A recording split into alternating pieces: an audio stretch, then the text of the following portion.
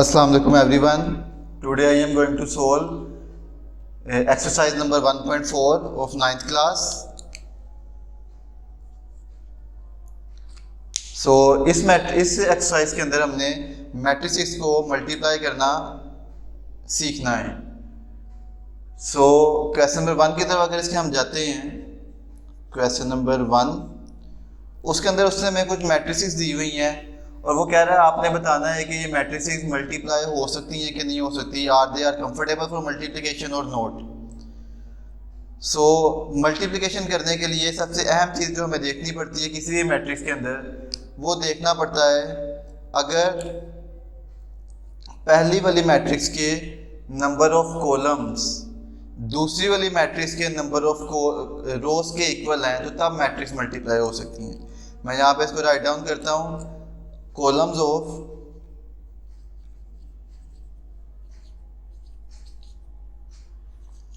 First matrix अगर equal हैं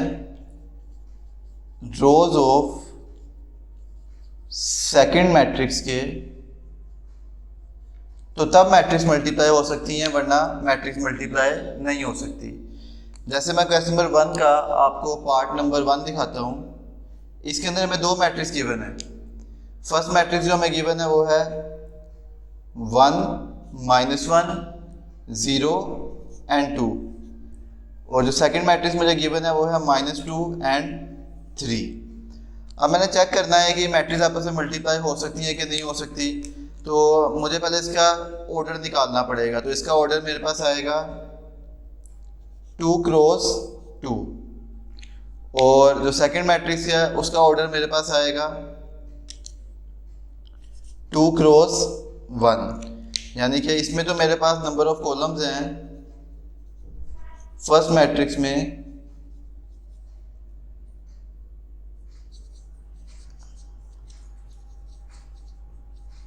वो हैं 2 और इस तरह मेरे पास जो नंबर ऑफ रोज हैं इन सेकंड मैट्रिक्स वो भी हैं इक्वल टू 2. तो डेट्स वाई हम कह सकते हैं they are comfortable for multiplication. इसकी एक और निशानी भी है, मैंने यहाँ पे इस तरह से लिखा है अगर ये दोनों चीज़ें इक्वल आ रही हैं किसी भी मैट्रिक्स की तो इसका मतलब है अगर ये दोनों आपस में इक्वल हैं तो इसका मतलब है कि मैट्रिक्स आपस में मल्टीप्लाई हो सकती हैं. इसका अगर मैं आपको कोई और क्वेश्चन दिखाऊं, अगर हम इसका देखते हैं पार्ट नंबर 3.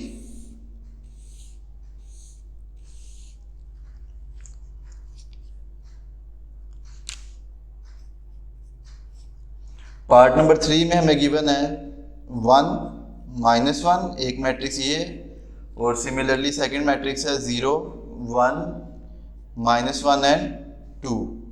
ऑर्डर देखते हैं हम इस मैट्रिक्स का. इस मैट्रिक्स का ऑर्डर है 2 क्रॉस 1 और इसका मैट्रिक्स का ऑर्डर है 2 क्रॉस 2. सो जो इसमें नंबर ऑफ कॉलम्स हैं फर्स्ट वाली मैट्रिक्स में वो 1 है और सेकंड वाली मैट्रिक्स की रोज हैं 2. तो अब आपने देखा ये दोनों आपस में इक्वल नहीं आए, इस वजह से ये दोनों मैट्रिक्स आपस में मल्टीप्लाई नहीं हो सकती. और दूसरा तरीका आप यहाँ पे भी चेक कर सकते हैं कि 1 is not equal to 2. That's why these two matrices can not be multiplied. इसका पार्ट नंबर 4 देखते हैं.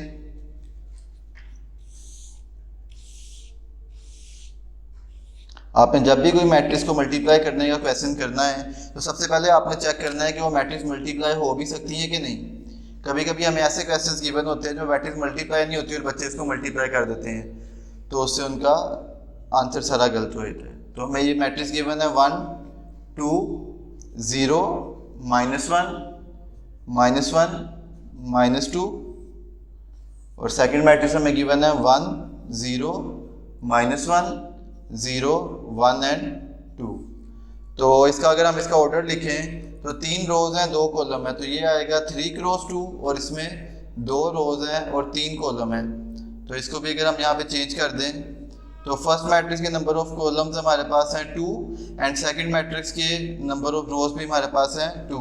तो इस वजह से ये दोनों मैट्रिक्स भी आपस में मल्टीप्लाई हो सकती हैं. आप इधर भी चेक कर सकते हैं दोनों आपस में क्या आए हैं, इक्वल आए हैं.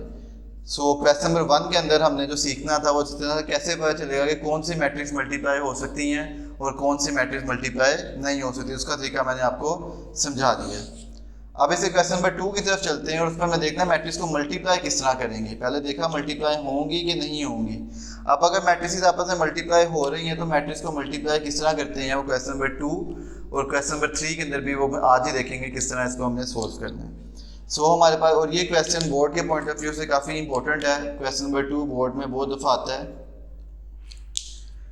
हमें यहाँ पे एक मैट्रिक्स गिवन है, a matrix which is equal to 3 0 -1 and 2, और हमें एक बी मैट्रिक्स दी हुई है। ये बी मैट्रिक्स हमारे पास है 6 एंड 5। अब इस क्वेश्चन के दो पार्ट हैं। फर्स्ट पार्ट के अंदर हमने ए बी मैट्रिक्स फाइंड करनी है। क्या करेंगे हम, सबसे पहले हम लिखेंगे ए मैट्रिक्स 3 0 -1 2, और उसके बाद हमने लिखनी है बी मैट्रिक्स की वैल्यू, वो हमारे पास है 6 एंड 5। अब पहले हमें चेक करना है ये मल्टीप्लाई हो सकती है कि नहीं हो सकती, तो मैंने उसका आपको शॉर्टकट तरीका बताया है। 2 × 2, 2 रोज हैं 2 कॉलम है, और इधर 2 रोज एंड 1 कॉलम, तो ये दोनों आपस में इक्वल हैं, तो इसका मतलब है दोनों मैट्रिक्स आपस में मल्टीप्लाई हो सकती हैं, कोई मसले वाली बात नहीं। अब ये किस तरह मल्टीप्लाई होंगी, आपने जो पहली वाली मैट्रिक्स होगी उसकी रोज को दूसरी वाली मैट्रिक्स के कॉलम के साथ मल्टीप्लाई करना है। ये जो मैं बोल रहा हूँ इसको आप याद कर लें, पहली वाली मैट्रिक्स की रोज को दूसरी वाली मैट्रिक्स के कॉलम के साथ मल्टीप्लाई करना है। ये मेरे पास पहली वाली मैट्रिक्स की रो है और इसमें एक कॉलम है, मैं इसको मल्टीप्लाई करूँगा तो ये क्या बन जाएगा, 3 × 6, 3 6 18। देन आपने प्लस करना है, और 0 × 5, 0 5 0। ये वाला रो मेरे पास इस कॉलम से मल्टीप्लाई हो गई। अब मैंने क्या करना है, अपनी दूसरी रो को इस कॉलम के साथ मल्टीप्लाई करना है। तो ये क्या होगा, -1 को 6 से मल्टीप्लाई करेंगे -6 आएगा, और 2 को 5 से करेंगे 2 5 10 आएगा। अब इसको अगर मैं ऐड करता हूँ 18 और प्लस माइनस -4, तो ये मेरे पास ए और बी की वैल्यू आ गई।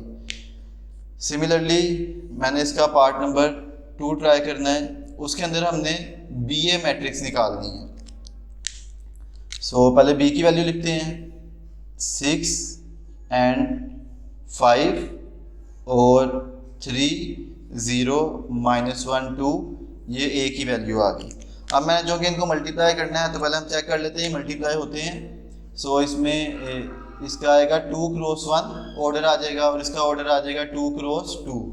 तो ये अब आपने देखा कि ये दोनों तो आपस में पहले वाले के कॉलम दूसरे वाली रो के इक्वल नहीं आए, तो इसका मतलब है कि हम बी ए को कैलकुलेट ही नहीं कर सकते।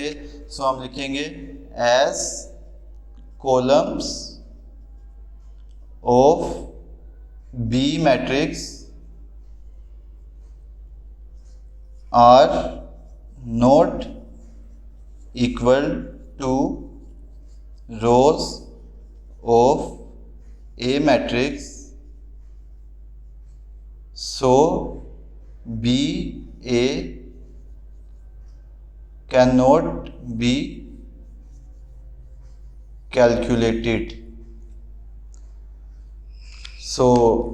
ये हमारे पास क्वेश्चन नंबर 2 खत्म हो गया। अब क्वेश्चन नंबर 3 पे चलते हैं।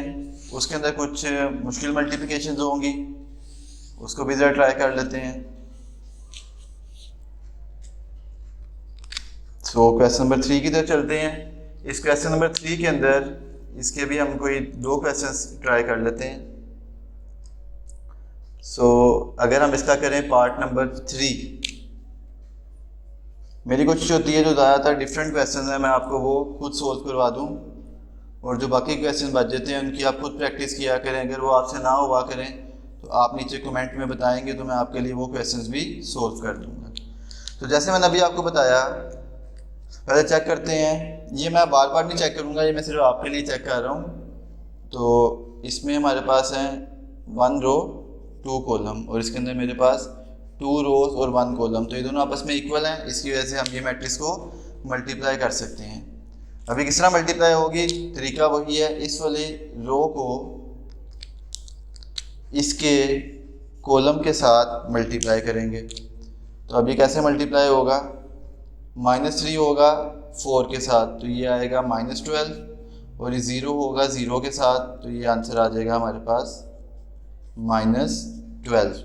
अच्छा, मैं आपको एक और इंटरेस्टिंग चीज़ इसमें सिखाता हूँ। कैसे पता चलेगा जो हमारे पास आंसर आएगा उस जो मैट्रिक्स है उसका ऑर्डर क्या होना चाहिए। तो जैसे आपने देखा इसका ऑर्डर था 1 क्रॉस 2, इसका ऑर्डर था 2 क्रॉस 1।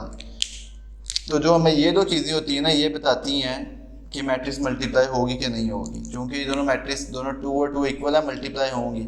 और जो पीछे बची है मेरे पास 1 क्रॉस 1, इसका मतलब है कि मल्टीप्लाई करने के बाद जो हमारे पास आंसर आएगा उस मैट्रिक्स का ऑर्डर होगा 1 क्रॉस 1, जो आप देख भी सकते हैं। तो अगर ये आपको नहीं भी समझ लगी तो कोई ज़रूरी नहीं है। तो ये बताने के लिए कि जो आंसर आएगा वो कैसे पता चलेगा, उसका ऑर्डर क्या होगा, उसका ऑर्डर होगा 1 क्रॉस 1। एक और क्वेश्चन देखते हैं इसके अंदर हम। इसका क्वेश्चन पार्ट नंबर 5 है। उसके अंदर हमें गिवन है 1 2 -3 0 6 एंड -1, और सेकंड मैट्रिक्स जो हमें गिवन है वो है 4 5 0 एंड -4। अब चेक करते हैं, इस मैट्रिक्स का हमारे पास ऑर्डर है 3 क्रॉस 2, और इस मैट्रिक्स का हमारे पास ऑर्डर है 2 क्रॉस 2। क्योंकि दोनों आपस में इक्वल आए हैं, इसका मतलब ये मल्टीप्लाई हो सकती है। लेकिन जो हमारे पास मल्टीप्लाई करने के बाद जो आंसर आएगा उस मैट्रिक्स का ऑर्डर क्या होगा, उसका ऑर्डर होगा 3 क्रॉस 2। चेक भी कर लेते हैं क्या ये पॉसिबल है कि नहीं। इनको मल्टीप्लाई करते हैं तो किस तरह करेंगे। सबसे पहले हमने फर्स्ट वाले मैट्रिक्स की रो लेंगे और उनको कॉलम के साथ मल्टीप्लाई करेंगे। सो जब मल्टीप्लाई करेंगे 1 4 ज़ा 4 प्लस 2 0 ज़ा 0। तो अब ये वाले रो को इस कॉलम से कर दिए, अब हम इसको इस कॉलम के साथ भी मल्टीप्लाई करेंगे। सो 1 5 ज़ा 5 और 4 2 ज़ा 8, क्योंकि प्लस माइनस माइनस होता है तो ये -8 आ जाएगा। सो उसके बाद नेक्स्ट हमने क्या करना है, अब हमने ये रो लेनी है और उसको इन दोनों कॉलम से मल्टीप्लाई करना है। पहले मैं इस रो को इस कॉलम से मल्टीप्लाई करूँगा, ये आ जाएगा -12, 3 4 ज़ा 12 और 0 इंटू 0। अब इसी तरह हमने इस वाली रो को इस कॉलम से मल्टीप्लाई करना है, 3 5 ज़ा 15 -15 आएगा और ये 4 0 ज़ा 0। और नेक्स्ट मेरे पास अब यहाँ पे एक लास्ट रो बची है 6 4 ज़ा 24। इस रो को हमने इन दोनों कॉलम से मल्टीप्लाई करना है, 6 4 ज़ा 24 और 1 0 ज़ा 0। अब इस रो को इस कॉलम से करेंगे 6 5 ज़ा 30 and this minus minus plus 4 आ जाएगा।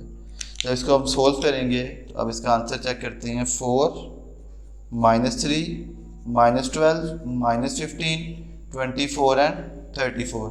अब चेक करें इसका ऑर्डर क्या आया हमारे पास। इसका ऑर्डर क्या आया, 3 क्रॉस 2, जो मैंने आपको पहले ही बता दिया था कि मैट्रिक्स को मल्टीप्लाई करने से हमारे पास क्या ऑर्डर आएगा। सो अभी के लिए इस वीडियो में इतना ही। अब हम इसका क्वेश्चन नंबर 4 5 एंड 6 वो नेक्स्ट वीडियो में सॉल्व करेंगे। तब तक आप इसके बाकी क्वेश्चंस की प्रैक्टिस करें। अल्लाह हाफिज़।